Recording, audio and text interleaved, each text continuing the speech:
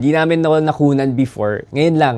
These are the one-of-one figures that were handmade by Rin Barrera. No? These are wooden boxes. Similar dun sa nirelease natin na may print ng Muscleland and Our Daily Dread na artwork. No? Pero ito, ang kakaiba kasi dito, these are all handmade and hand-painted. Tapos, limited to one each lang. So, for example, itong si Duge, isa lang talaga to yung ginawa niya. And mind you, this is the only time si Rin Barrera makakagawa ng ganitong figure with yung body as the wooden box. No? Kasi pag binuksan mo siya, for example, this one, the half bust, pag inopen mo yan, meron kang 2 decks sa loob. So this is the only time that Rin Barrera will be able to create this kind of one-of-one figures. No? So simulan natin dito sa baba. As you can see, meron siyang ginawa mga face painted faces ni Ulala. No? So there are 5 variants here. Ayan, iba-ibang color and iba-iba yung variant. And remember, all of these are one of one. So for example, if you have this, ikaw lang yung may ganitong artwork. And also, this is the only time na nag-release ng ganito kaliit na painting or artwork si Rin. Kasi usually, pag nag-release si Rin ng artwork, malalaki yung painting niya.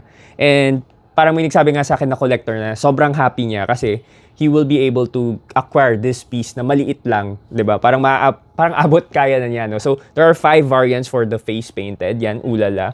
And sa likod pala nito, pakita ko, meron siyang signature, Rin, and dated 2005. And each box, meron siyang 2 decks sa loob.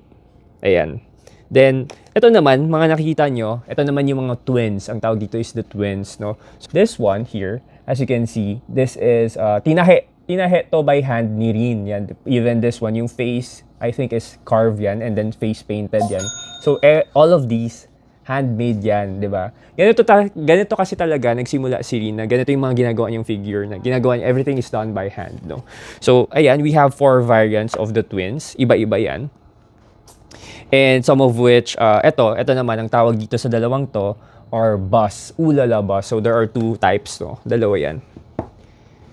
So, ang difference naman ito, yung face nito is wood, painted face. So, parang it's a combination of this one sa mukha. Tapos, yung head naman is yung sa twin, di ba?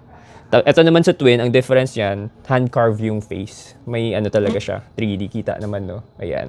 Tapos, meron ring, ito, tinahe na may fabric rin. Ito naman, fabric, yung headpiece, and then yung face niya, it's flat wooden na painted. And then yung body, yan, yung parang pinaka-body niya, yun yung naging wooden box. And this one, ito yung siguro yung pinakakakaiba sa lahat. This is called Duge, no?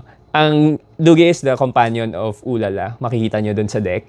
Pag binuksan mo kasi to, yan, parang meron kang ilang Duge to? 3.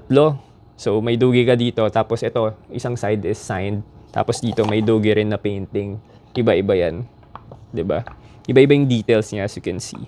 Tapos meron kang leg. So parang ilan yung Duge mo? 2, no? Tapos may 2 deck ka. So some of which are already sold during the event. Tapos some of which are still available for purchase online and in-store. So you can have a look and hopefully may magustuhan kayo and be able to get what you want. Yun lang.